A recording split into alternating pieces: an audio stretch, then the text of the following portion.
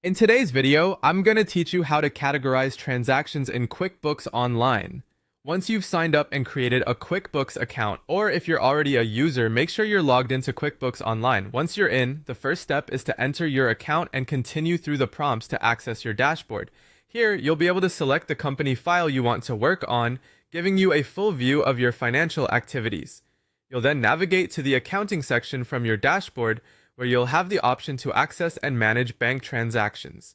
Selecting the correct bank or credit card account is essential, as this will display all the transactions downloaded from your bank feeds below. This systematic arrangement helps keep everything organized and ensures you're categorizing the right transactions for the right account. As you begin to categorize each transaction, focus on selecting the appropriate expense or income categories, such as rent, utilities, office supplies, or sales within the category section. It's also beneficial to assign a payee, whether a vendor or customer, to make reporting clear in the future. If tracking by class or location, you might want to add this detail too as an optional step. Including a memo or description can further clarify the purpose of the transaction and provide additional context for future reference.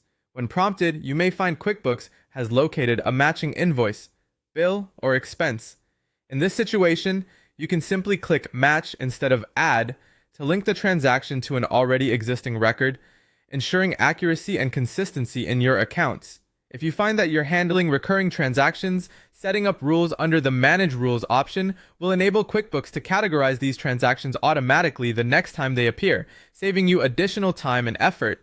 There might be times when a single bank transaction spans multiple categories. In such cases, use the split feature to appropriately allocate the amounts, ensuring each part of the transaction is correctly accounted for. Once you've verified that everything is correctly categorized and recorded, simply click Add to officially log the transaction into QuickBooks Online. Don't forget to review your account register by accessing it from the chart of accounts.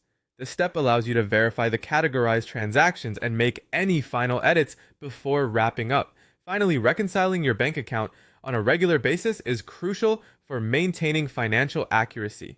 This process ensures that your QuickBooks records match your actual bank statements, highlighting any discrepancies for further investigation. By following these steps, you'll increase the accuracy of your financial management in QuickBooks Online and ensure a smooth and efficient workflow.